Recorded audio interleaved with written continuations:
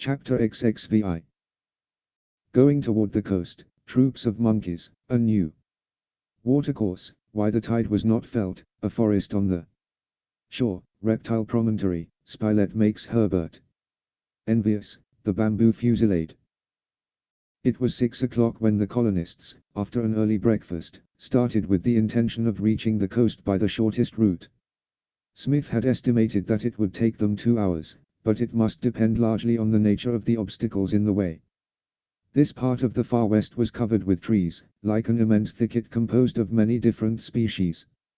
It was, therefore, probable that they would have to make away with hatchets in hand, and guns also, if they were to judge from the cries heard overnight.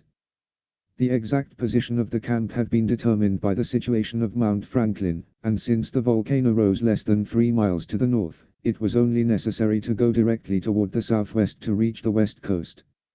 After having seen to the mooring of the canoe, the party started, Neb and Pencroff carrying sufficient provisions to last the little troop for 2 days at least. They were no longer hunting, and the engineer recommended his companions to refrain from unnecessary firing, so as not to give warning of their presence on the coast. The first blows of the hatchet were given in the bushes just above the cascade, while Smith, compass in hand, indicated the route. The forest was, for the most part, composed of such trees as had already been recognized about the lake and on Prospect Plateau. The colonists could advance but slowly, and the engineer believed that in time their route would join with that of Red Creek. Since their departure, the party had descended the low declivities which constituted the orography of the island, over a very dry district, although the luxuriant vegetation suggested either a hydrographic network permeating the ground beneath, or the proximity to some stream. Nevertheless, Smith did not remember having seen, during the excursion to the crater, any other watercourses than Bed Creek and the Mercy. During the first few hours of the march, they saw troops of monkeys, who manifested the greatest astonishment at the sight of human beings. Spilett laughingly asked if these robust quadrumanes did not look upon their party as degenerate brethren, and, in truth, the simple pedestrians, impeded at each step by the bushes, entangled in the lianas, stopped by tree trunks, did not compare favorably with these nimble animals, which bounded from branch to branch, moving about without hindrance. These monkeys were very numerous, but, fortunately, they did not manifest any hostile disposition. They saw, also, some wild boars, some agatis, kangaroos, and other rodents, and 2 or 3 colors, which latter Pencroff would have been glad to shoot. But said he, the hunt has not begun. Play now, my friends, and we will talk to you when we come back. At 9:30, the route, which bore directly southwest, was suddenly interrupted by a rapid stream, rushing over rocks, and pent in between banks but 30 or 40 feet apart. It was deep and clear, but absolutely unnavigable. "We are stopped!" cried Neb. "No," replied Herbert, "we can swim such a brook as this." "Why should we do that?" answered Smith. "It is certain that this creek empties into the sea. Let us keep to this bank and I will be astonished if it does not soon bring us to the coast." "Come on." "1 minute," said the reporter. "The name of this creek, my friends. We must not leave our geography incomplete." "True enough," said Pencroff. "You name it, my boy," said the engineer, addressing Herbert. "Will not it be better to wait till we have discovered its mouth?" asked Herbert. "Right," replied Smith, "let us push on." "Another minute," exclaimed Pencroff. "What more?" demanded the reporter. "If hunting is forbidden, fishing is allowed, I suppose," said the sailor. "We haven't the time to waste," answered the engineer. "But just 5 minutes," pleaded Pencroff. "I only want 5 minutes for the sake of breakfast." And lying down on the bank he plunged his arms in the running waters and soon brought up several dozen of the fine crawfish which swarmed between the rocks. "These will be good," cried Neb, helping the sailor. "Did not I tell you that the island had everything but tobacco?" sighed the sailor. It took but 5 minutes to fill a sack with these little blue crustacea, and then the journey was resumed. By following the bank the colonists moved more freely. Now and then they found traces of large animals which came to the stream for water, but they found no sign of human beings, and they were not yet in that part of the far west where the peccary had received the leaden pellet which cost Pencroff a tooth. Smith and his companions judged, from the fact that the current rushed towards the sea with such rapidity, that they must be much farther from the coast than they imagined, because at this time the tide was rising, and its effect would have been visible near the mouth of the creek.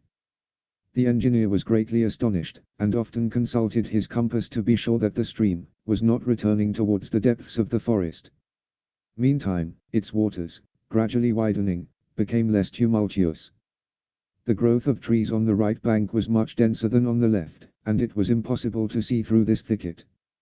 But these woods were certainly not inhabited, or Top would have discovered it.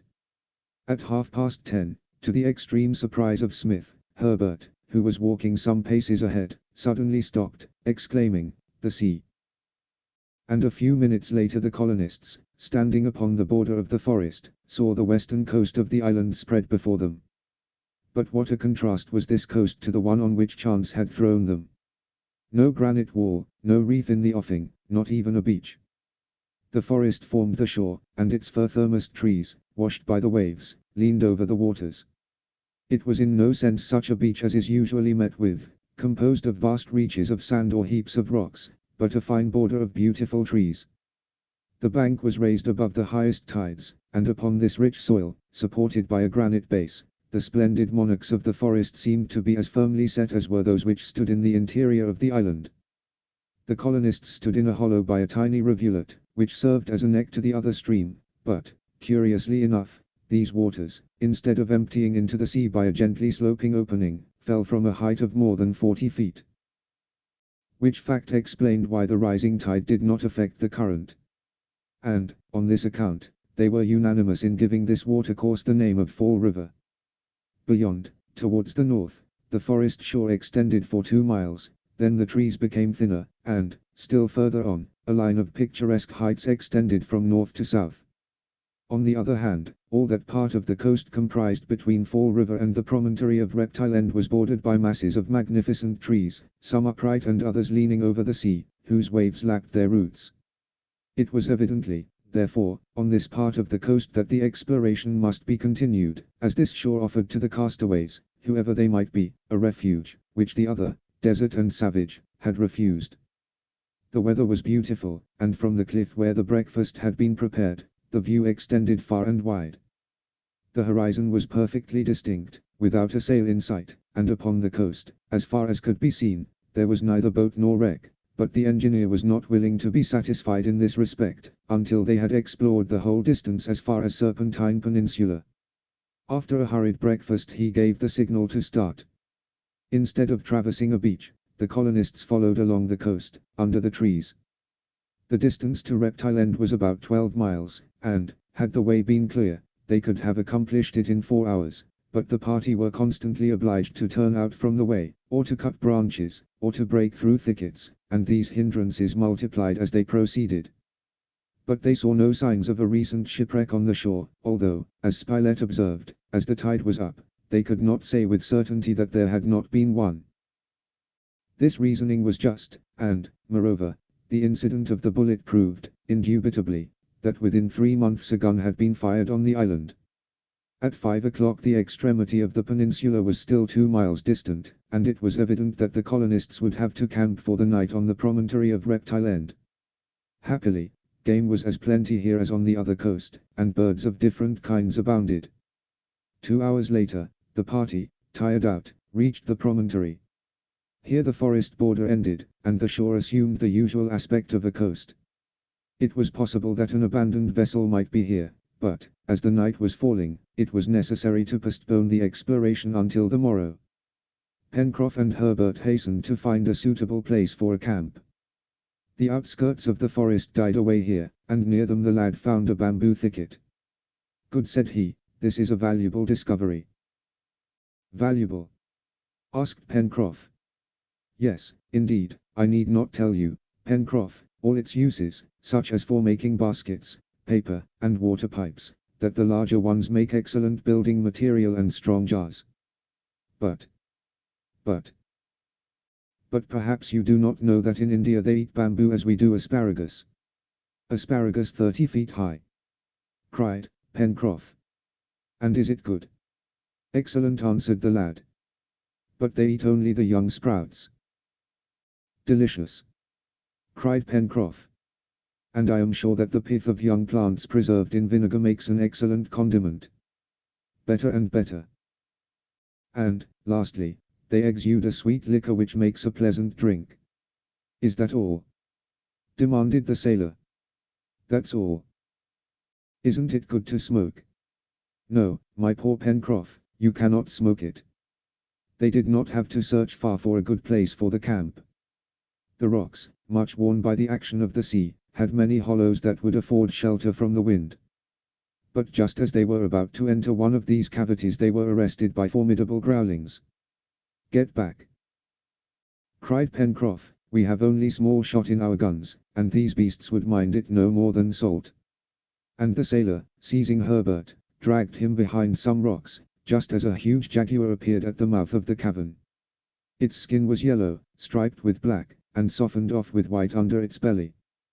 The beast advanced, and looked about.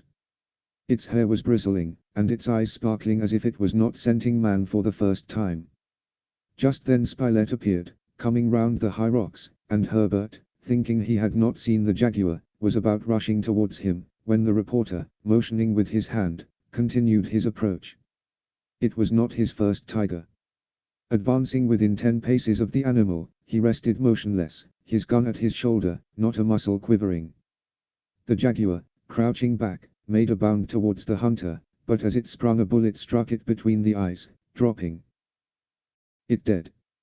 Herbert and Pencroff rushed to it, and Smith and Neb coming up at the moment, all stopped to look at the splendid animal lying at length upon the sand. "Oh, Mr. Spilett, how I envy you!" cried Herbert, in an excess of natural enthusiasm. "Well, my boy, you would have done as well," answered the reporter. "I have been as cool as that. Only imagine, Herbert, that a jaguar is a hare, and you will shoot him as unconcernedly as anything in the world." "And now," continued the reporter, "since the jaguar has left his retreat I don't see, my friends, why we should not occupy the place during the night." "But some others may return," said Pencroff. "We will only have to light a fire at the entrance of the cavern," said the reporter, "and they will not dare to cross the threshold." "To the jaguar house, then," cried the sailor, dragging the body of the animal after him. The colonists went to the abandoned cave, and, while Neb was occupied in skinning the carcass, the others busied themselves with piling a great quantity of dry wood around the threshold. This done they installed themselves in the cave, whose floor was strewn with bones. The arms were loaded for an emergency, and, having eaten supper, as soon as the time for sleep was come, the fire at the entrance was lit. Immediately a tremendous fusillade ensued. It was the bamboo which, in burning, exploded like fireworks. The noise, in itself, would have been sufficient to frighten off the bravest beasts. Chapter XXI. Proposal to return by the south coast, its configuration, search for the shipwrecked, a waif in the air, discovery of a small natural harbor, midnight. On the Mercy, a drifting canoe. Smith and his companions slept like mice in the cavern which the jaguar had so politely vacated, and, by sunrise, all were on the extremity of the promontory, and scrutinizing the horizon visible on either hand.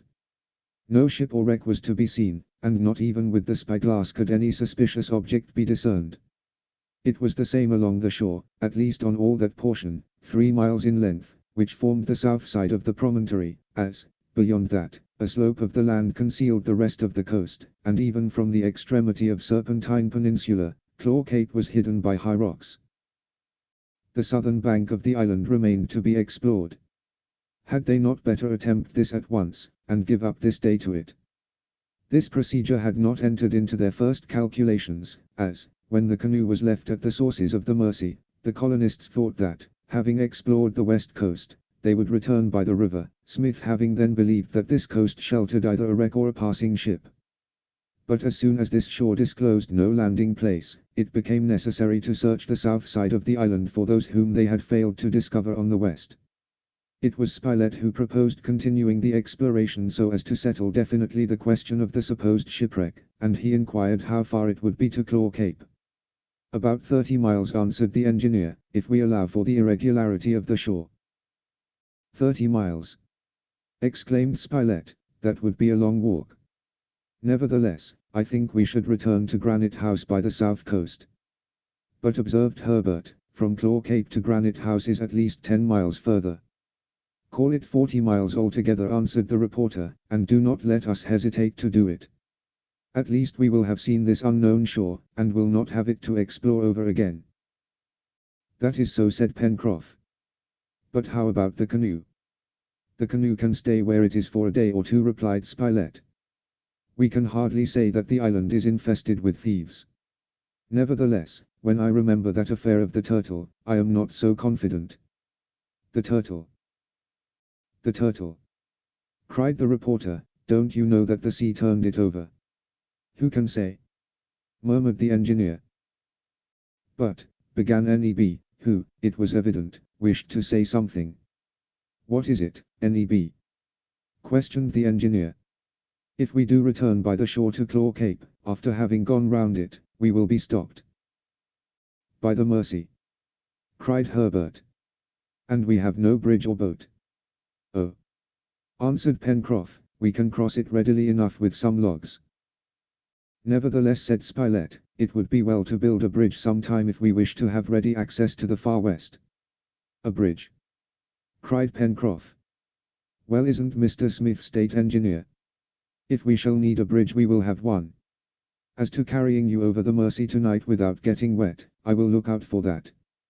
We still have a day's provision, which is all that is necessary, and, besides, the game may not give out today as it did yesterday. So let us go. The proposal of the reporter, strongly seconded by the sailor, obtained general approval, as everyone wished to end their doubts, and by returning by Claw Cape the exploration would be complete.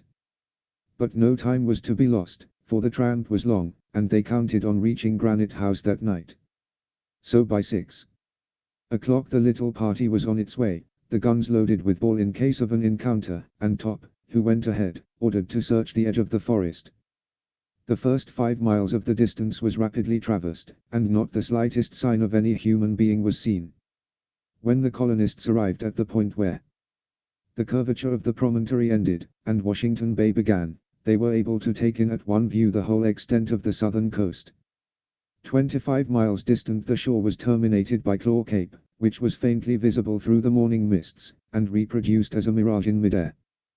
Between the place occupied by the colonists and the upper end of the Great Bay the shore began with a flat and continuous beach, bordered in the background by tall trees. Following this, it became very irregular, and thrust sharp points into the sea, and finally a heap of black rocks, thrown together in picturesque disorder, completed the distance to Claw Cape. A ship would surely be lost on these sands and shoals and reefs, said Pencroff. It is poor quarters. But at least a portion of her would be left, observed the reporter. Some bits of wood would remain on the reefs, nothing on the sands. Answered the sailor. How is that? Because the sands are even more dangerous than the rocks, and swallow up everything that is thrown upon them. A few days suffice to bury out of sight the hull of a ship of many tons measurement.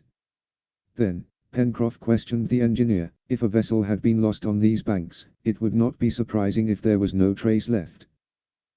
No, sir, that is after a time or after a tempest. Nevertheless, it would be surprising, as now, that no spars or timbers were thrown upon the shore beyond the reach of the sea.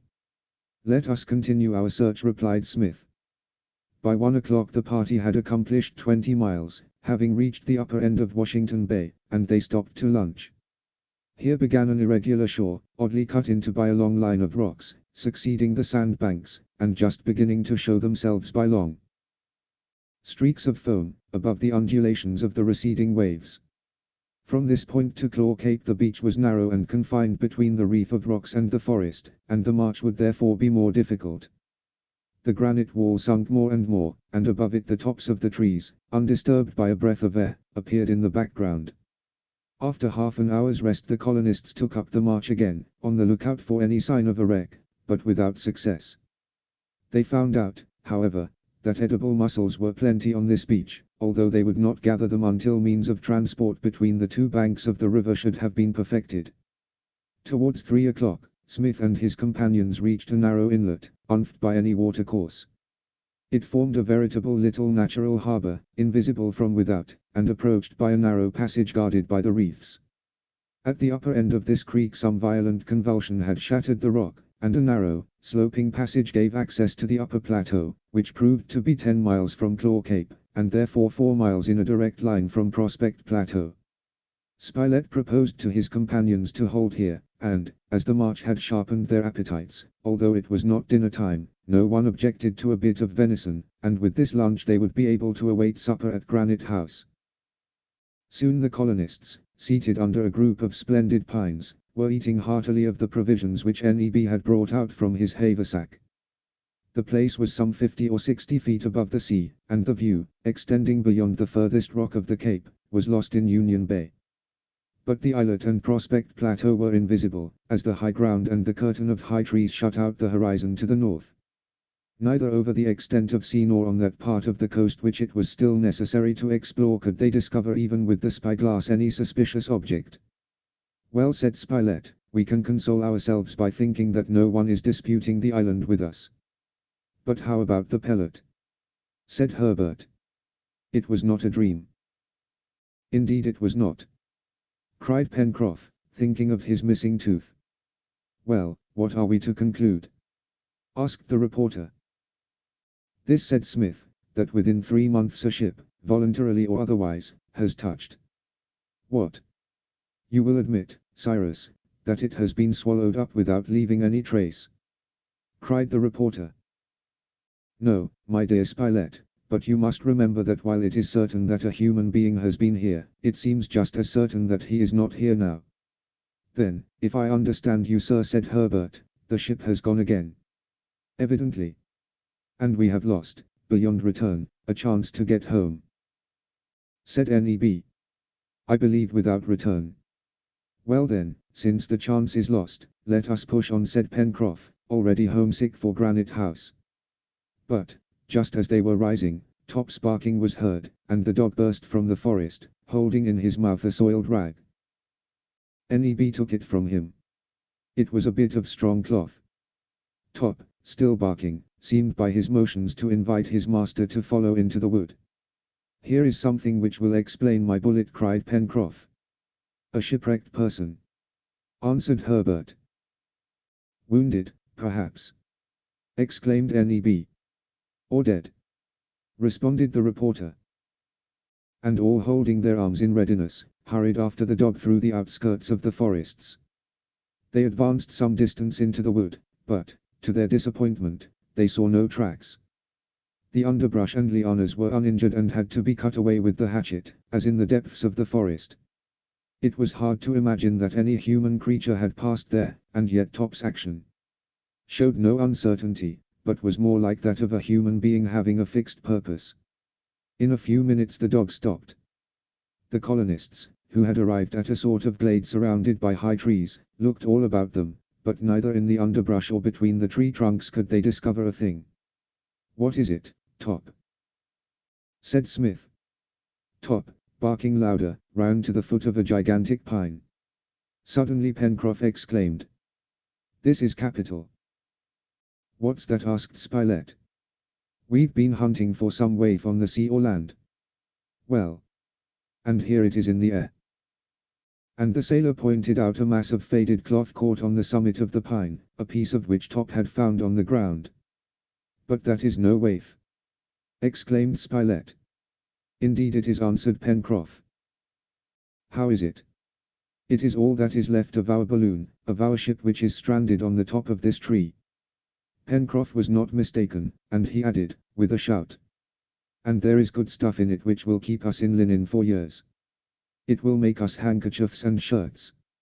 Aha, Mr. Spilett! What do you say of an island where shirts grow on the trees?"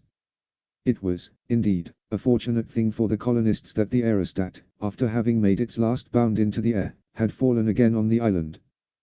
They could either keep the envelope in its present shape, in case they might desire to attempt a new flight through the air, or, after having taken off the varnish, they could make use of its hundreds of ells of good cotton cloth. At these thoughts all shared Pencroff's joy. It was no easy task to take down this envelope from the tree top. But Neb, Herbert, and the sailor climbed up to it, and after 2 hours of hard work not only the envelope, with its valve, springs, and leather mountings, but the net, equivalent to a large quantity of cordage and ropes, together with the iron ring and the anchor, lay upon the ground. The envelope, excepting the rent, was in good order, and only its lower end had been torn away. It was a gift from heaven. "Nevertheless, Mr. Smith," said the sailor, "if we ever do decide to leave the island, it won't be in a balloon, I hope. These airships don't always go the way you want them to, as we have found out. If you will let me have my way, we will build a ship of 20 tons, and you will allow me to cut from this cloth a foresail and jib. The rest of it will do for clothes." "We will see about it," Pencroff answered Smith. "And meanwhile it must all be put away carefully," said Neb. In truth, they could not think of carrying all this weight of material to Granite House, and while waiting for a proper means of removing it, it was important not to leave it exposed to the weather. The colonists, uniting their efforts, succeeded in dragging it to the shore, where they discovered a cave so situated that neither wind, rain, nor sea could get at it. "It is a wardrobe," said Pencroff, "but since it does not kick, it will be prudent to hide the opening, not, perhaps, from 2-footed, but from 4-footed thieves." By 6 o'clock everything was stored away, and after having named the little inlet, Balloon Harbor, they took the road for Claw Cape. Pencroff and the engineer discussed several projects, which it would be well to attend to at once. The first thing was to build a bridge across the Mersey, and, as the canoe was too small, to bring the balloon over in the cart. Then to build a decked launch, which Pencroff would make cutter-rigged, and in which they could make voyages of circumnavigation, around the island, then, etc. In the meantime the night approached, and it was already dark, when the colonists reached Jetsam Point, where they had discovered the precious box. But here, as elsewhere, there was nothing to indicate a shipwreck, and it became necessary to adopt the opinions expressed by Smith. The 4 miles from Jetsam Point to Granite House were quickly traversed, but it was midnight when the colonists arrived at the first bend above the mouth of the Mersey. There the river was 80 feet wide, and Pencroff, who had undertaken to overcome the difficulty of crossing it, set to work. It must be admitted that the colonists were fatigued. The tramp had been long, and the incident of the balloon had not rested their arms or legs. They were therefore anxious to get back to Granite House to supper and bed, and if they had only had the bridge, in a quarter of an hour they could have been at home. The night was very dark. Pencroff and Neb, armed with the hatchets, chose 2 trees near the bank, and began cutting them down, in order to make a raft. Smith and Spilett, seated on the ground, waited to assist their companions, and Herbert sauntered about, doing nothing. All at once the lad, who had gone up the stream, returned hurriedly, and, pointing back, exclaimed, "What is that drifting there?" Pencroff stopped work and perceived an object resting motionless in the gloom. "A canoe!" he exclaimed. All came up and saw, to their astonishment, a boat following the current. "Canoe, ahoy!" shouted Pencroff from force of habit, forgetting that it might be better to keep quiet. There was no answer. The boat continued to drift, and it was not more than a dozen paces off, when the sailor exclaimed, "Why, it's our canoe! She has broken away and drifted down with the current. Well, we must admit that she comes in the nick of time." "Our canoe!" murmured the engineer. Pencroff was right. It was indeed their canoe, which had doubtless broken loose and drifted all the way from the headwaters of the Mersey. It was important to seize it in passing before it should be drawn into the rapid current at the mouth of the river, and Pencroff and Neb, by the aid of a long pole, did this, and drew the canoe to the bank. The engineer stepped in first, and, seizing the rope, assured himself that it had been really worn in two against the rocks. "This," said the reporter in an undertone, "this is a coincidence." "It is very strange," answered the engineer. "At least it was fortunate," and while no one could doubt that the rope had been broken by friction, the astonishing part of the affair was that the canoe had arrived at the moment when the colonists were there to seize it, for a quarter of an hour later, and it would have been carried out to sea. Had there been such things as genii, this incident would have been sufficient to make the colonists believe that the island was inhabited by a supernatural being, who placed his power at their disposal. With a few strokes the party arrived at the mouth of the Mersey. The canoe was drawn on shore at the Chimneys, and all took their way to the ladder at Granite House. But, just then, Top began barking furiously, and Neb, who was feeling for the lower rung, cried out. The ladder's gone. Chapter 8. Pencroff's halloos, a night in the chimneys, Herbert's arrow, Smith's plan, an unexpected solution, what had happened in Granite House, how the colonists obtained a new domestic. Smith stood silent. His companions searched in the obscurity along the wall, over the ground, for the broken part of the ladder, supposing it had been torn off by the wind. But the ladder had certainly disappeared, although it was impossible to tell in the darkness whether a gust of wind had not carried it up and lodged it on the first ledge. If this is a joke, it's a pretty poor one, cried Pencroff. To get home and not be able to find the staircase, won't do for tired men. Neb stood in open-mouthed amazement. It could not have been carried away by the wind, said Herbert. I'm beginning to think that strange things happen in Lincoln Island, said Pencroff. Strange, rejoined Spilett. Why no, Pencroff, nothing is more natural. Somebody has come while we have been absent, and has taken possession of the house and drawn up the ladder. Someone, cried the sailor. Who could it be? Why, the man who shot the bullet, answered the reporter. How else can you explain it? Very well, if anyone is up there, replied Pencroff, beginning to get angry, I will hail him, and he had better answer. And in a voice of thunder the sailor gave a prolonged oe which was loudly repeated by the echoes. The colonists listened, and thought that they heard a sort of chuckling proceed from Granite House. But there was no answering voice to the sailor, who repeated his appeal in vain. Here was an event that would have astonished people the most indifferent, and from their situation the colonists could not be that. To them, the slightest incident was of moment, and certainly during their 7 months' residence nothing equal to this had happened. They stood there at the foot of Granite House not knowing what to do or to say. Neb was disconsolate at not being able to get back to the kitchen, especially as the provisions taken for the journey had all been eaten, and they had no present means of renewing them. There is but one thing to do, my friends, said Smith, to wait until daylight, and then to be governed by circumstances. Meanwhile let us go to the chimneys, where we will be sheltered, and, even if we cannot eat, we can sleep. But who is the ill-mannered fellow that has played us this trick? Asked Pencroff again, who thought it no joke. Whoever he was, there was nothing to do but to follow the engineer's advice. Top, having been ordered to lie down under the windows of Granite House, took his place without complaint. The brave dog remained at the foot of the wall, while his master and his companions took shelter among the rocks. The colonists, tired as they were, slept but little. Not only were their beds uncomfortable, but it was certain that their house was occupied at present, and they were unable to get into it. Now Granite House was not only their dwelling, it was their storehouse. Everything they possessed was stored there. It would be a serious thing if this should be pillaged and they should have again to begin at the beginning. In their anxiety, one or the other went out often to see if the dog remained on watch. Smith, alone, waited with his accustomed patience, although he was exasperated at finding himself confronted by something utterly inexplicable, and his reason shrank from the thought that around him, over him, perhaps, was exercising an influence to which he could give no name. Spilett sharing his thoughts, they conversed together in an undertone of those unaccountable events which defied all their knowledge and experience. Certainly, there was a mystery about this island, but how discover it? Even Herbert did not know what to think, and often questioned Smith. As to Neb, he said that this was his master's business and not his, and if he had not feared offending his companions, the brave fellow would have slept this night as soundly as if he had been in his bed in Granite House.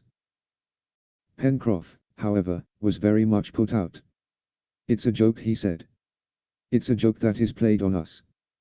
Well, I don't like such jokes, and the joker won't like it, if I catch him. At dawn the colonists, well armed, followed along the shore to the reefs. By 5 o'clock the closed windows of Granite House appeared through their leafy curtain. Everything, from this side, appeared to be in order, but an exclamation escaped from the colonists when they perceived that the door which they had left closed was wide open. There could be no more doubt that someone was in Granite House. The upper ladder was in its place, but the lower had been drawn up to the threshold. It was evident that the intruders wished to guard against a surprise. As to telling who or how many they were, that was still impossible, as none had yet shown themselves. Pencroff shouted again, but without answer. "The beggars!" he exclaimed, to sleep as soundly as if they were at home. "Halloo! Pirates! Bandits! Corsairs! Sons of John Bull!" When Pencroff, as an American, called anyone a son of John Bull, he had reached the acme of insult. Just then, the day broke and the facade of Granite House was illuminated by the rays of the rising sun. But inside as well as without all was still and calm. It was evident from the position of the ladder that whoever had been inside the house had not come out. But how could they get up to them? Herbert conceived the idea of shooting an arrow attached to a cord between the lower rungs of the ladder which were hanging from the doorway. They would thus be able by means of the cord to pull this ladder down, and gain access to Granite House. There was evidently nothing else to do, and with a little skill this attempt might prove successful. Fortunately there were bows and arrows at the chimneys, and they found there, also, some 20 fathoms of light hibiscus cord. Pencroff unrolled this, and fastened the end to a well-feathered arrow. Then Herbert, having placed the arrow in his bow, took careful aim at the hanging part of the ladder. The others stationed themselves some distance in the background to observe what might happen, and the reporter covered the doorway with his carbine. The bow bent, the arrow shot upward with the cord, and passed between the 2 lower rungs of the ladder. The operation had succeeded. But just as Herbert, having caught the end of the cord, was about giving it a pull to make the ladder fall, an arm thrust quickly between the door and the wall seized the ladder and drew it within Granite House. "You little beggar!" cried Pencroff. "If a ball would settle you, you would not have to wait long." "But what is it?" demanded Neb. "What? Didn't you see?" "No, why, it's a monkey, a macaco, a sapajo, an orang, a baboon, a gorilla, a sagoin. Our house has been invaded by monkeys, which have climbed up the ladder while we were away." And at the moment, as if to prove the truth of what the sailor said, 3 or 4 quadrumana threw open the window shutters and saluted the true proprietors of the place with 1,000 contortions and grimaces. "I knew all the time it was a joke," cried Pencroff, "but here's one of the jokers that will pay for the others," he added, covering a monkey with his gun and firing. All disappeared but this one, which, mortally wounded, fell to the ground. This monkey was very large and evidently belonged to the first order of quadrumana. Whether a chimpanzee, an orang, a gorilla, or a gibbon, it ranked among these anthropomorphi, so called on account of their likeness to the human race. Herbert declared it was an orang-outang, and we all know that the lad understood zoology. "What a fine beast!" cried Neb. "As fine as you choose," answered the reporter, "but I don't see yet how we are going to get in." "Herbert is a good shot," said the reporter, "and his bow is sure. We will try again."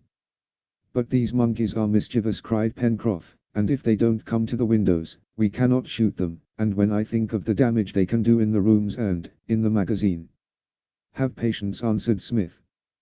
"These animals cannot hold us in check very long." "I will be sure of that when they are out of there," rejoined Pencroff. "Can you say how many dozens of these fools there may be?" It would have been hard to answer Pencroff, but it was harder to try again the experiment of the arrow, as the lower end of the ladder had been drawn within the doorway, and when they pulled on the cord again, it broke, and the ladder remained, as before. It was, indeed, vexatious. Pencroff was in a fury, and, although the situation had a certain comic aspect, he did not think it funny at all. It was evident that the colonists would, eventually, get back into their house and drive out the monkeys, but when and how they could not say.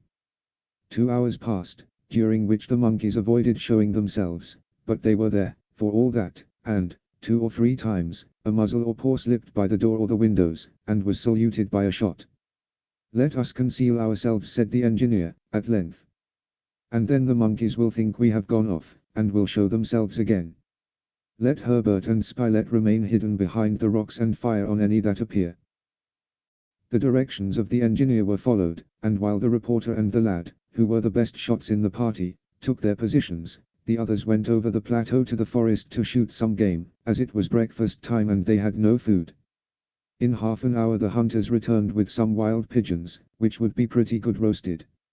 Not a monkey had shown itself. Spilett and Herbert went to their breakfast, while Top kept watch under the windows. Then they returned to their post. 2 hours later the situation was unchanged.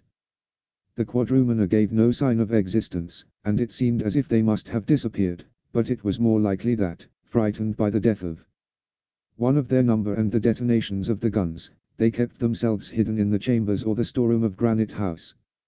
And, when the colonists thought of all that was stored in this latter room, the patience which the engineer had recommended turned into irritation, and indeed they could not be blamed for it. "It is too bad," exclaimed the reporter, at length, "and is there no way we can put an end to this?" "We must make these beggars give up," cried Pencroff. "We can readily do it, even if there are 20 of them, in a hand-to-hand fight." "Oh, is there no way we can get at them?" "Yes," replied Smith, struck by an idea. "Only one," rejoined Pencroff. "Well, that's better than none at all." "What is it?" "Try to get into Granite House by the old way," answered the engineer. "Why in the mischief didn't I think of that?" cried the sailor. This was, indeed, the only way to get into Granite House, in order to fight the band and drive them out. It is true that, if they tore down the cemented wall which closed the weir, the work would have all to be done over again, but, fortunately, Smith had not yet effected his design of hiding this opening by covering it again with the lake, as that operation necessitated a good deal of time. It was already past noon when the colonists, well armed and furnished with picks and mattocks, left the chimneys, passed under the windows of Granite House, and, having ordered Top to remain at his post, made ready to climb the left bank of the Mersey, so as to reach Prospect Plateau. But they had hardly gone 50 paces, when they heard the loud barkings of the dog, as if making a desperate appeal. All halted. "Let us run back," cried Pencroff. And all did as proposed as fast as possible. Arrived at the turn, the whole situation was changed. The monkeys, seized with a sudden fright, startled by some unknown cause, were trying to escape.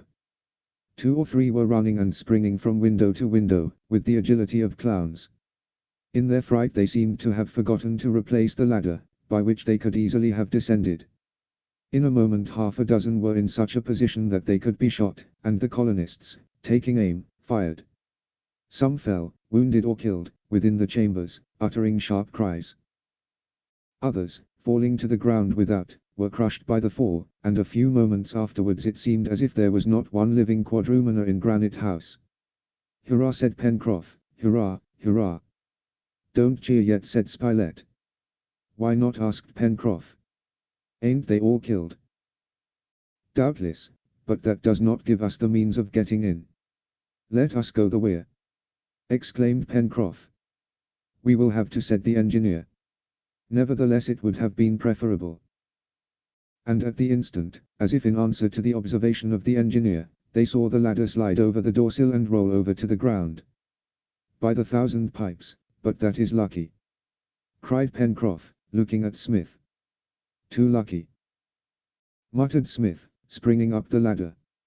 "Take care, Mr. Smith!" exclaimed Pencroff, "if there should be any sojourners." "We will soon see," responded the other. All his companions followed him and in a moment were within the doorway. They searched everywhere. No one was in the chambers or in the storeroom, which remained undisturbed by the quadrumana. "And the ladder," said Pencroff, "where is the gentleman who pushed it down?" "To us." But just then a cry was heard, and a huge monkey, that had taken refuge in the corridor, sprang into the great hall, followed by Neb. "Ah, the thief!" cried Pencroff, about to spring with his hatchet at the head of the animal, when Smith stopped him. "Spare it, Pencroff." "What, spare this black ape?" "Yes, it is he that has thrown us the ladder," said the engineer, in a voice so strange, that it was hard to say whether he was in earnest or not. Nevertheless, all threw themselves on the monkey, which, after a brave resistance, was thrown down and tied. "Ah!" exclaimed Pencroff, "and now what will we do with it?" "Make a servant of it," answered Herbert, half in earnest, as the lad knew how great was the intelligence of this race of quadrumana. The colonists gathered round the monkey and examined it attentively. It appeared to belong to that species of anthropomorphy in which the facial angle is not visibly inferior to that of the Australians or Hottentots. He was an orang of the kind which has neither the ferocity of the baboon nor the macaco, nor the thoughtlessness of the sagoin, nor the impatience of the maggot, nor the bad instincts of the cynocephalus. It was of a family of anthropomorphy which has traits indicating a half-human intelligence. Employed in houses, they can wait on the table, do chamber work, brush clothes, black boots, clean the knives and forks, and empty the bottles, as well as the best trained flunky. Buffon possessed one of these monkeys, which served him a long time as a zealous and faithful servant. The one at present tied in the hall of Granite House was a big fellow, 6 feet high, deep-chested, and finely built, a medium-sized head, with a sharp facial angle, a well-rounded skull, and a prominent nose, and a skin covered with smooth hair, soft and shining, in short, a finished type of anthropomorphy. Its eyes, somewhat smaller than those of a human being, sparkled with intelligence. Its teeth glistened beneath its moustache, and it wore a small nut-brown beard. "He is a fine chap," said Pencroff. "If we only understood his language, one might talk with him." Then said Neb, "Are they in earnest, my master? Will we take it as a domestic?" "Yes," Neb said the engineer, smiling. "But you need not be jealous. And I hope it will make an excellent servant. As it is young, its education will be easy, and we will not have to use force to make it mind, nor to pull out its teeth as is sometimes done. It cannot fail to become attached to masters who only treat it well." "And we will do that," said Pencroff, who, having forgotten his recent wrath against the jokers, approached the orang and accosted him with, "Hello, my boy, how goes it?" The orang responded with a little grunt, which seemed to denote a not bad temper. "You want to join the colony, do you? Would you like to enter the service of Mr. Smith?" The monkey gave another affirmative grunt. "And you will be satisfied with your board as wages?" A third affirmative grunt. "His conversation is a little monotonous," observed Spilett. "Well," replied Pencroff, "the best domestics are those that speak least. And then, no wages.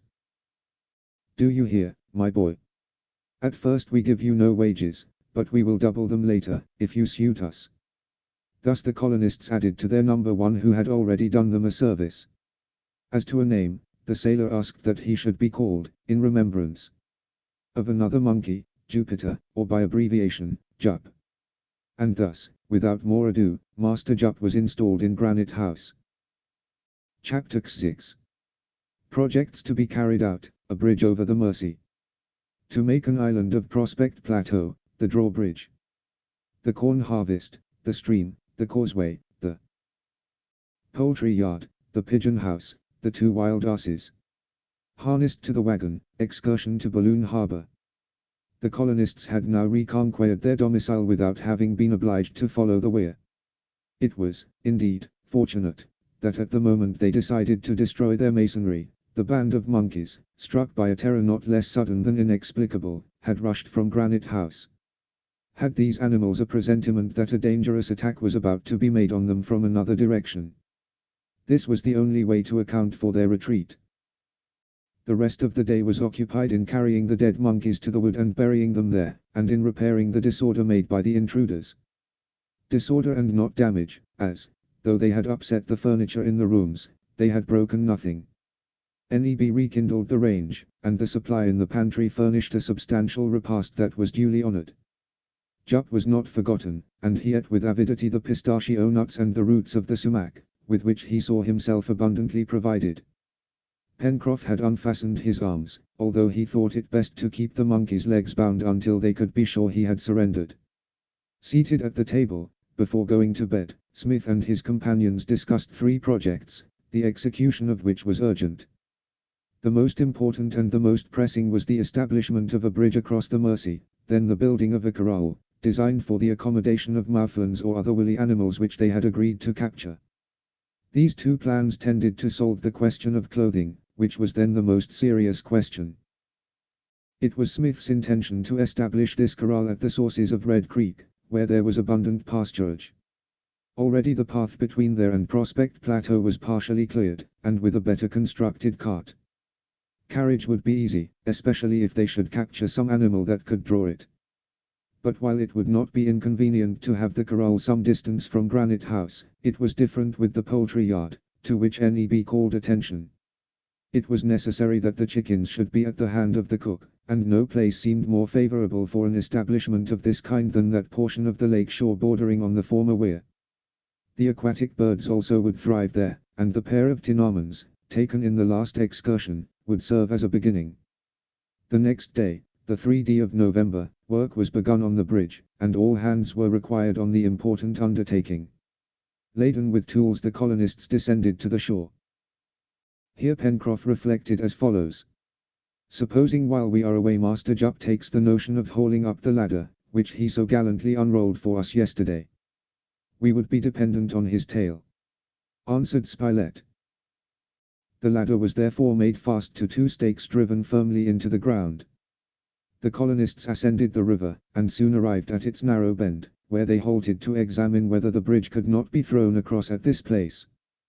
The situation was suitable, as from this point to Balloon Harbor the distance was 3 miles and a half, and a wagon road connecting Granite House with the southern part of the island could easily be constructed. Then Smith communicated to his companions a project which he had had in view for some time. This was to completely isolate Prospect Plateau, so as to protect it from all attacks of quadrupeds or quadrumana. By this means Granite House, the chimneys, the poultry yard, and all the upper part of the plateau destined for sowing would be protected against the depredations of animals. Nothing could be easier than to do this, and the engineer proposed to accomplish it as follows. The plateau was already protected on 3 sides by either natural or artificial watercourses. On the northwest, by the bank of Lake Grant, extending from the angle against the former weir to the cut made in the east bank to draw off the water. On the north, by this new watercourse which had worn itself a bed both above and below the fall, which could be dug out sufficiently to render the passage impracticable to animals. And upon the east, by the sea itself, from the mouth of this new creek to the mouth of the Mersey. Therefore the only part remaining open was the western part of the plateau included between the bend in the river and the southern angle of the lake, a distance of less than a mile. But nothing could be easier than to dig a ditch, wide and deep, which would be filled from the lake, and flow into the Mersey. Doubtless the level of the lake would be lowered somewhat by this new drain on its resources, but Smith had assured himself that the flow of Red Creek was sufficient for his purpose. Thus added the engineer, Prospect Plateau will be a veritable island, unconnected with the rest of our domain, save by the bridge which we will throw over the Mersey, by the 2 causeways already built above and below the fall, and by the 2 others which are to be constructed, one over the proposed ditch, and the other over the left bank of the Mersey. Now if this bridge and the causeways can be raised at will, Prospect Plateau will be secured from surprise. Smith, in order to make his companions comprehend clearly his plans, had made a plot of the plateau, and his project was rendered perfectly plain. It met with unanimous approval, and Pencroff, brandishing his hatchet, exclaimed, "And first, for the bridge." This work was the most urgent. Trees were selected, felled, lopped, and cut into beams, planks, and boards. The bridge was to be stationary on the right bank of the Mersey, but on the left it was to be so constructed as to raise by means of counterweights, as in some drawbridges. It will be seen that this work, even if it could be easily accomplished, would take considerable time, as the Mersey was 80 feet wide at this point. It was first necessary to drive piles in the bed of the river, to sustain the flooring of the bridge, and to set up a pile driver to drive the piles, so as to form 2 arches capable of supporting heavy weights.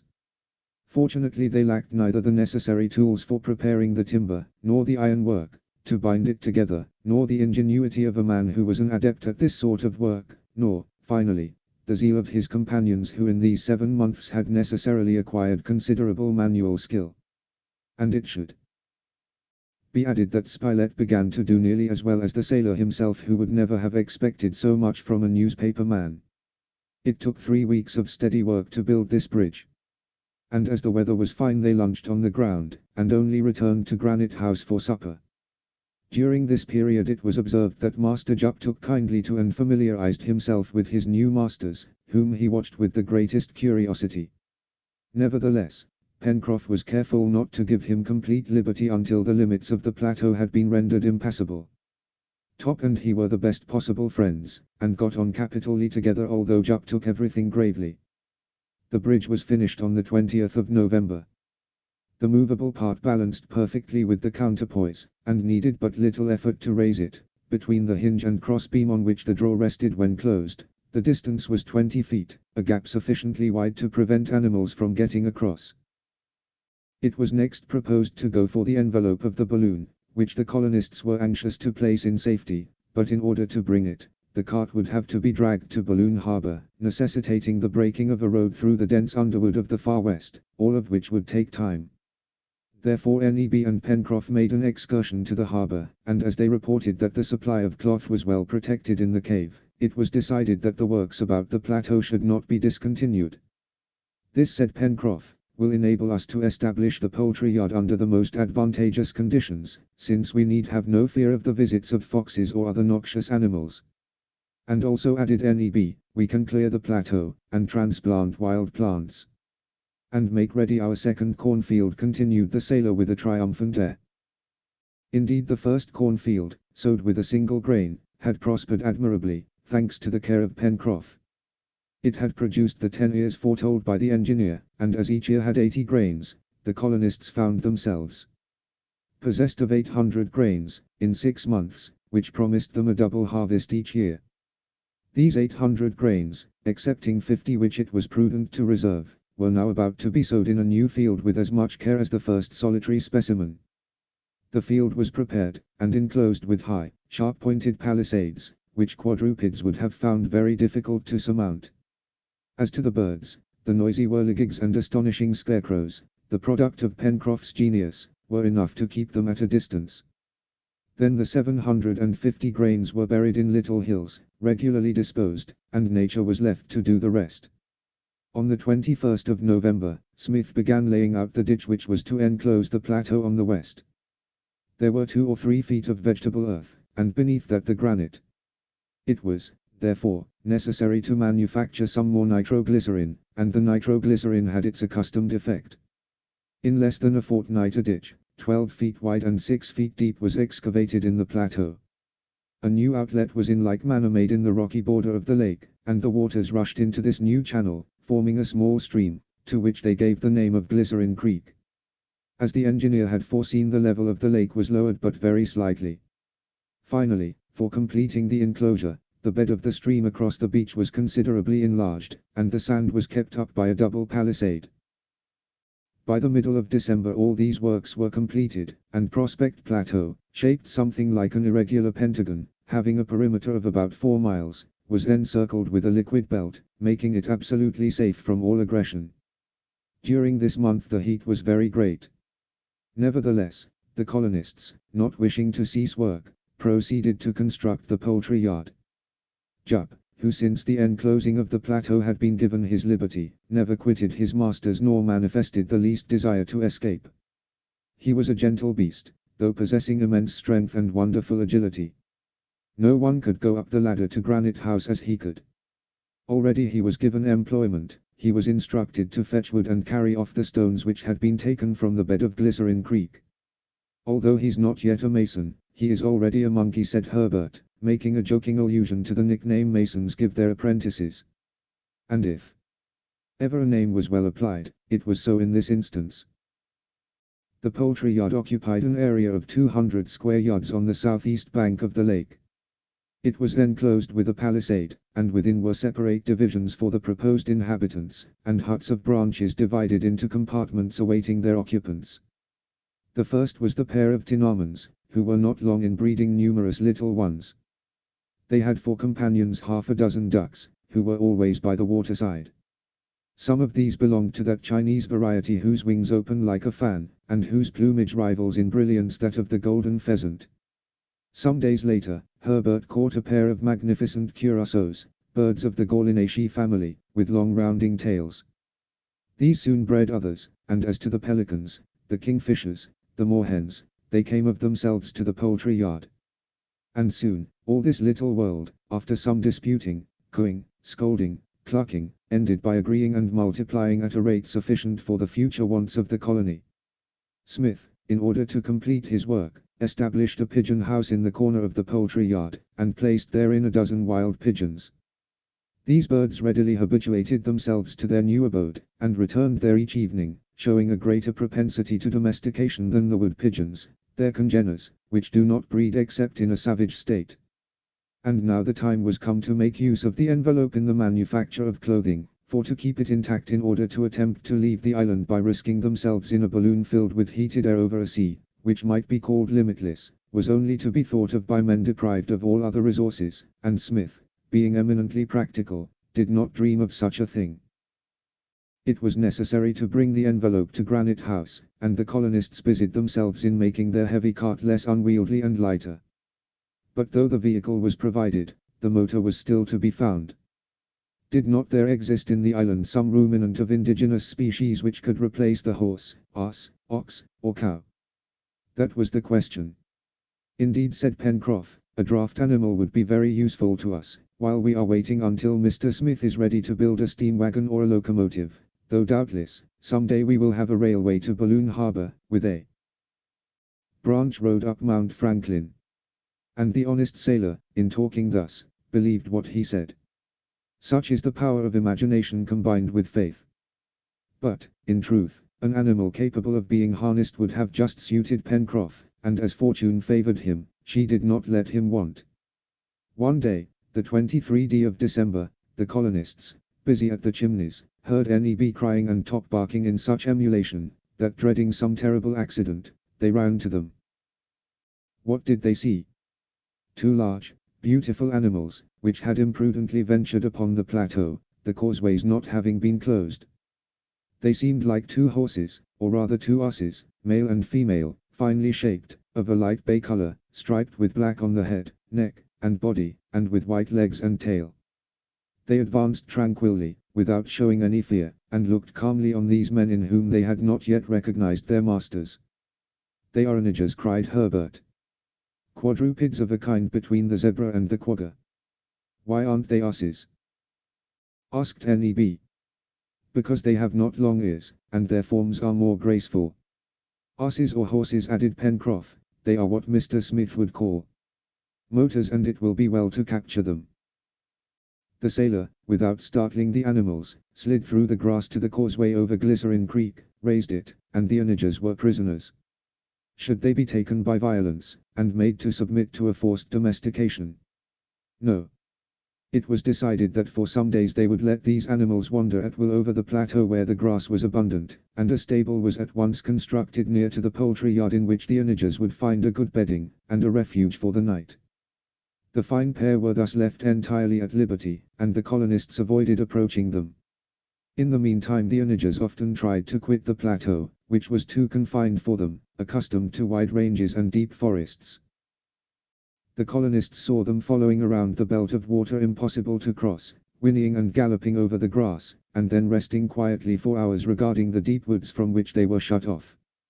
In the meantime, harness had been made from vegetable fibers, and some days after the capture of the onagers, not only was the cart ready, but a road, or rather a cut, had been made through the forest all the way from the bend in the Mersey to Balloon Harbor. They could therefore get to this latter place with the cart, and towards the end of the month the onagers were tried for the first time. Pencroff had already coaxed these animals so that they ate from his hand, and he could approach them without difficulty, but, once harnessed, they reared and kicked, and were with difficulty kept from breaking loose, although it was not long before they submitted to this new service. This day, every one except Pencroff, who walked beside his team, rode in the cart to Balloon Harbor. They were jolted about a little over this rough road, but the cart did not break down, and they were able to load it, the same day, with the envelope and the appurtenances to the balloon. By 8 o'clock in the evening, the cart, having recrossed the bridge, followed down the bank of the Mersey and stopped on the beach. The onagers were unharnessed, placed in the stable, and Pencroff, before sleeping, gave a sigh of satisfaction that resounded throughout Granite House. Chapter XXX. Clothing, sealskin boots, making pyroxylene. Planting, the fish, turtles' eggs, JUP's education, the corral hunting mouflons, other useful animals and vegetables, home thoughts. The first week in January was devoted to making clothing. The needles found in the box were plied by strong, if not supple fingers, and what was sewed strongly. Thread was plenty, as Smith had thought of using again that with which the strips of the balloon had been fastened together. These long bands had been carefully unripped by Spilett and Herbert with commendable patience, since Pencroff had thrown aside the work, which bothered him beyond measure, but when it came to sewing again the sailor was unequalled. The varnish was then removed from the cloth by means of soda procured as before, and the cloth was afterwards bleached in the sun. Some dozens of shirts and socks, the latter, of course, not knitted, but made of sewed strips, were thus made. How happy it made the colonists to be clothed again in white linen. Linen coarse enough, it is true, but they did not mind that, and to lie between sheets, which transformed the banks of Granite House into real beds. About this time they also made boots from seal leather, which were a timely substitute for those brought from America. They were long and wide enough, and never pinched the feet of the pedestrians. In the beginning of the year, 1866, the hot weather was incessant, but the hunting in the woods, which fairly swarmed with birds and beasts, continued, and Spilett and Herbert were too good shots to waste powder. Smith had recommended them to save their ammunition, and that they might keep it for future use. The engineer took measures to replace it by substances easily renewable. How could he tell what the future might have in store for them in case they left the island? It behooved them, therefore, to prepare for all emergencies. As Smith had not discovered any lead in the island, he substituted iron shot, which were easily made. As they were not so heavy as leaden ones, they had to be made larger, and the charges contained a less number, but the skill of the hunters counterbalanced this defect. Powder he could have made, since he had all the necessary materials, but as its preparation requires extreme care, and as without special apparatus it is difficult to make it of good quality, Smith proposed to manufacture pyroxylene, a kind of gun cotton, a substance in which cotton is not necessary, except as cellulose. Now cellulose is simply the elementary tissue of vegetables, and is found in almost a pure state not only in cotton, but also in the textile fibers of hemp and flax, in paper and old rags, the pith of the elder, etc. And it happened that elder trees abounded in the island towards the mouth of Red Creek. The colonists had already used its shoots and berries in place of coffee. Thus they had the cellulose at hand, and the only other substance necessary for the manufacture of pyroxylene was nitric acid, which Smith could easily produce as before.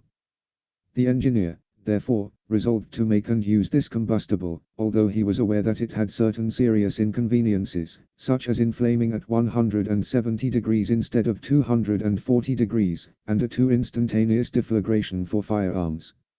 On the other hand, pyroxylene had these advantages: it was not affected by dampness, it did not foul the gun barrels, and its explosive force was 4 times greater than that of gunpowder. In order to make the pyroxylene, Smith made a mixture of 3 parts of nitric acid with 5 of concentrated sulfuric acid, and steeped the cellulose in this mixture for a quarter of an hour. Afterwards it was washed in fresh water and left to dry. The operation succeeded perfectly, and the hunters had at their disposal a substance perfectly prepared, and which, used with discretion, gave excellent results. About this time the colonists cleared 3 acres of Prospect Plateau, leaving the rest as pasture for the onagers. Many excursions were made into Jacama Wood and the Far West, and they brought back a perfect harvest of wild vegetables, spinach, cresses, charlocks, and radishes, which intelligent culture would greatly change, and which would serve to modify the flesh diet which the colonists had been obliged to put up with. They also hauled large quantities of wood and coal, and each excursion helped improve the roads by grinding down its inequalities under the wheels. The warren always furnished its contingent of rabbits, and as it was situated without Glycerine Creek, its occupants could not reach nor damage the new plantations. As to the oyster bed among the coast rocks, it furnished a daily supply of excellent mollusks. Further, fish from the lake and river were abundant, as Pencroff had made set lines on which they often caught trout and another very savory fish marked with small yellow spots on a silver-colored body. Thus Neb, who had charge of the culinary department, was able to make an agreeable change in the menu of each repast. Bread alone was wanting at the colonists' table, and they felt this privation exceedingly. Sometimes the little party hunted the sea turtles, which frequented the coast at Mandiable Cape.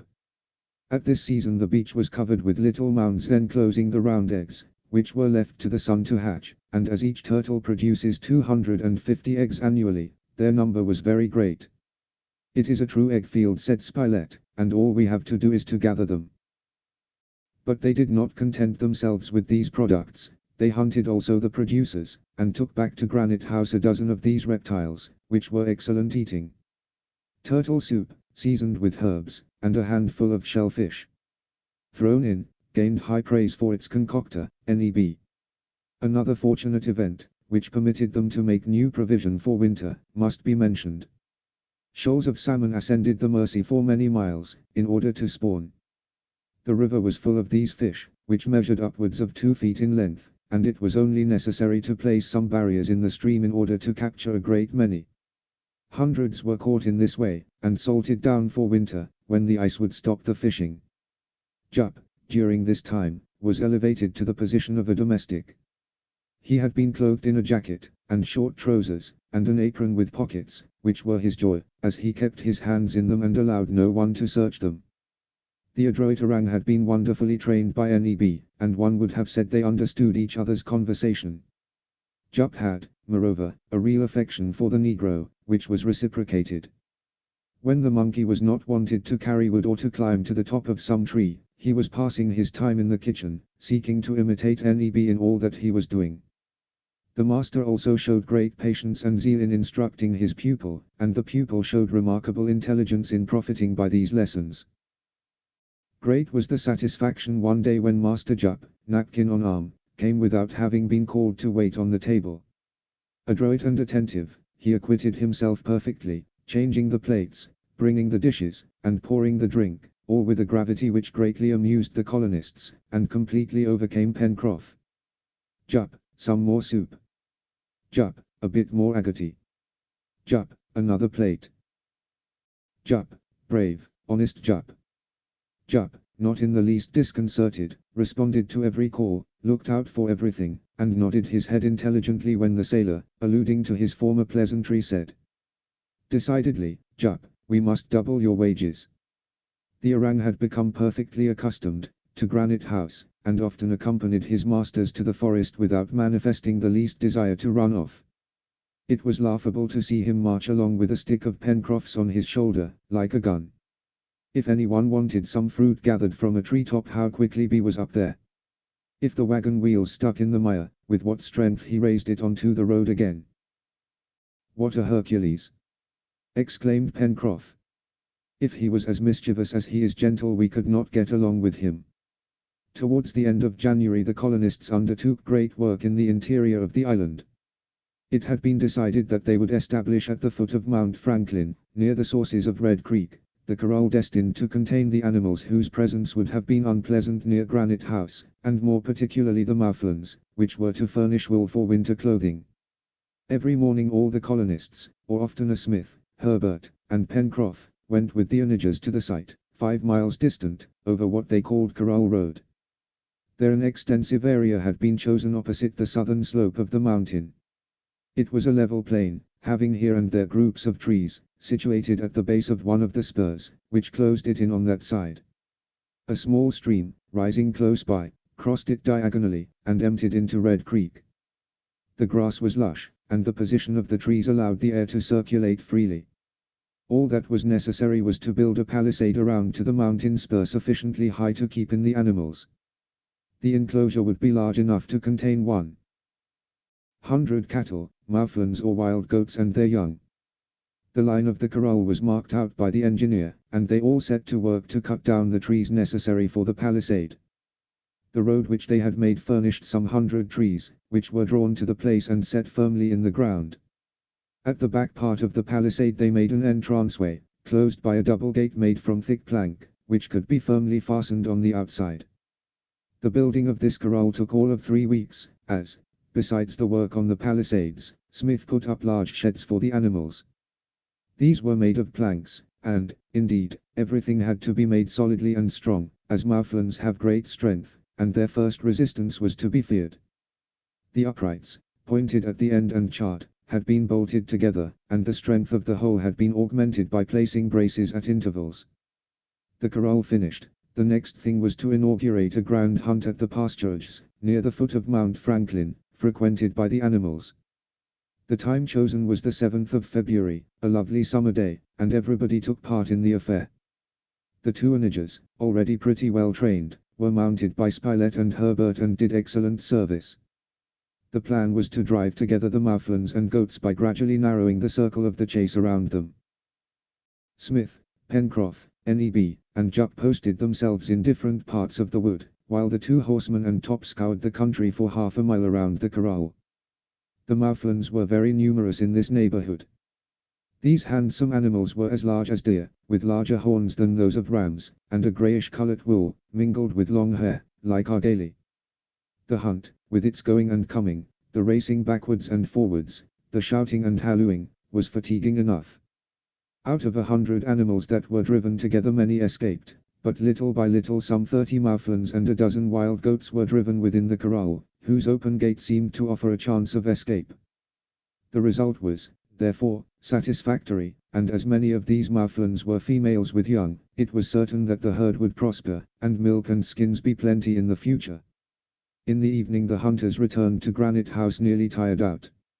Nevertheless the next day they went back to look at the corral. The prisoners had tried hard to break down the palisade, but, not succeeding, they had soon become quiet. Nothing of any importance happened during February.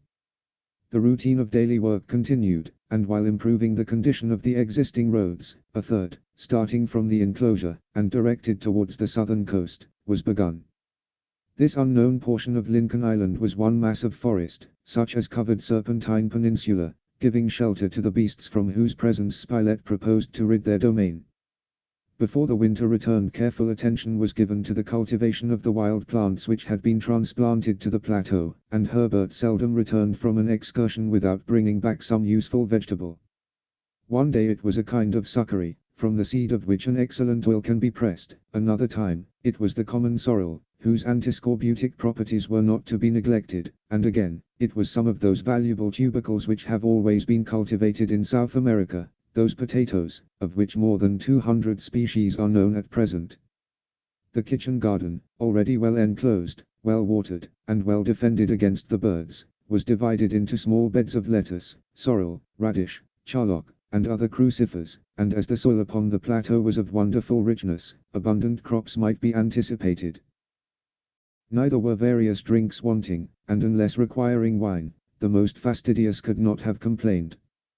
To the Oswego tea, made from the mountain mint, and the fermented liquor made from the roots of the dragon tree, Smith added a genuine beer. This was made from the young shoots of the Abies nigra which, after having been boiled and fermented, yielded that agreeable and particularly healthful drink, known to Americans as spring beer, that is, spruce beer.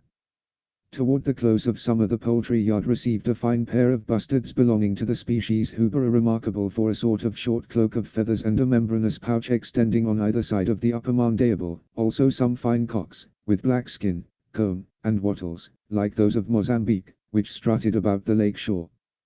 Thus the zeal of these intelligent and brave men made everything prosper. Providence, doubtless, assisted them, but, faithful to the precept, they first helped themselves, and heaven helped them accordingly. In the evenings, during this warm summer weather, after the day's work was ended, and when the sea breeze was springing up, the colonists loved to gather together on the edge of Prospect Plateau in an arbor of Neb's building, covered with climbing plants. There they conversed and instructed each other, and planned for the future, or the rough wit of the sailor amused this little world, in which the most perfect harmony had never ceased to reign. They talked, too, of their country, dear and grand America. In what condition was the rebellion? It certainly could not have continued. Richmond had, doubtless, soon fallen into General Grant's hands.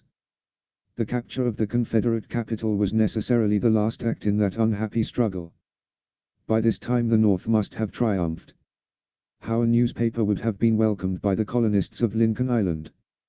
It was 11 months since all communication between them and the rest of the world had been interrupted, and pretty soon, the 24th of March, the anniversary of the day when the balloon had thrown them on this unknown coast, would have arrived. Then they were castaways, struggling with the elements for life. Now, thanks to the knowledge of their leader, thanks to their own intelligence, they were true colonists, furnished with arms, tools, instruments, who had turned to their use the animals, vegetables and minerals of the island, the three kingdoms of nature. As to Smith, he listened to the conversation of his companions oftener than he spoke himself. Sometimes he smiled at some thought of Herbert's, or some sally of Pencroft's, but always and above all other things, he reflected upon those inexplicable events, upon that strange enigma whose secret still escaped him.